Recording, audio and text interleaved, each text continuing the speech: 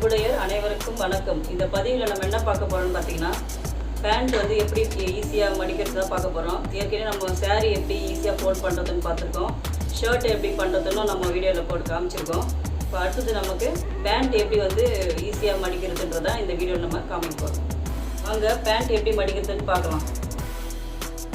Pant இது மாதிரி எடுத்துகிட்டு இந்த ஜிப்பெல்லாம் போட்டுட்டு நம்ம அந்த saree இதெல்லாம் மடிச்சோம். அதே மெத்தட் தான் நம்ம பேண்ட்டு மடிக்கிறதும். என்ன இந்த மாதிரி மடிக்கிறதுனால வந்து நம்ம பீரோவில் வைக்கும்போது கலையாமல் இருக்கும். அதனால தான் வந்து இந்த மெத்தடை வந்து நம்ம ட்ரை பண்ணணும். இந்த மாதிரி ஆஃபாக ஒரு கொஞ்சமாக எடுத்து இந்த மாதிரி மடித்து விட்டுக்கோங்க. ஈவனாக ஒரே இதுவாக மடிச்சுங்க. மடிச்சுட்டு இந்த ஃபோல்டாக ஒன்றா வச்சுருங்க.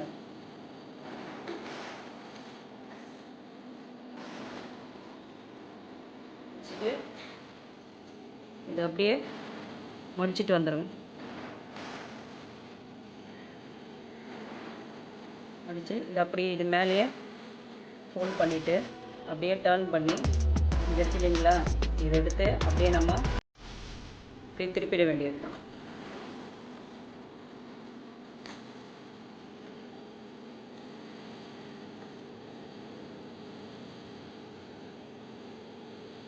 அவ்வளோதான், மடிச்சாச்சு. பாருங்கள், இப்போ நம்ம நார்மலாக மடிக்கும்போது ஃபுல்லாக கலைஞ்சிடும். பீரோவில் வைக்கும்போது, பீரோவில் பேண்ட் எடுக்கும்போது இந்த மாதிரி மடித்து வச்சோன்னா இங்கே பாருங்கள், எதுவுமே கீழே விழுந்தால் கூட கலையாமல் இருக்குது. இப்போ நான் அடுத்தது ஜீன்ஸ் பேண்ட்டில் எப்படி மடிக்கணும்னு காட்டுறேன் பாருங்கள்.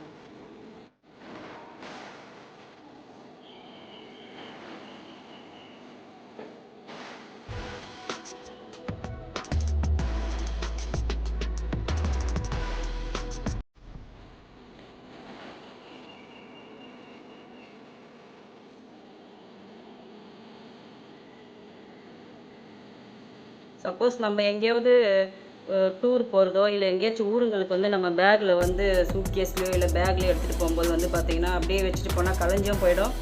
பேக்கில் வந்து நமக்கு இடம் வந்து பத்தாது நமக்கு. அதனால் நீங்கள் இந்த மாதிரி ஷார்ட்டாக இந்த மாதிரி மடித்து எடுத்துகிட்டு போகும்போது உங்களுக்கு அயன் பண்ணதும் அப்படியே இருக்கும். அதே அட் த சேம் டைம் பார்த்திங்கன்னா உங்களுக்கு லக்கேஜில் நிறைய உங்களுக்கு இடமும் அதிகமாக இருக்கும் வைக்கிறதுக்கு. அப்படியே திருப்பிட வேண்டியது.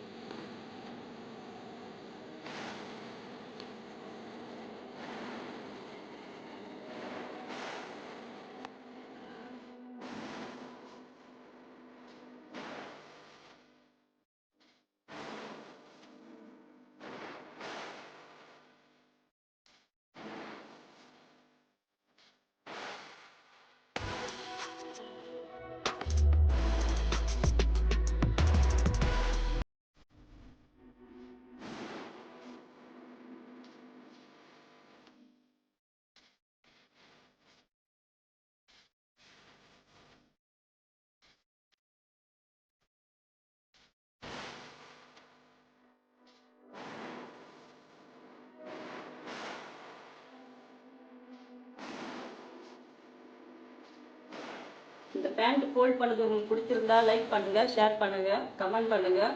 சப்ஸ்கிரைப் பண்ணாதவங்க சப்ஸ்கிரைப் பண்ணுங்கள். பக்கத்தில் இருக்க பெல் ஐக்கானை கிளிக் பண்ணுங்கள். அப்போ தான் அடுத்தடுத்து போகிற பதிவு உங்கள் நோட்டிஃபிகேஷன் வந்து சேரும். நன்றி, வணக்கம்.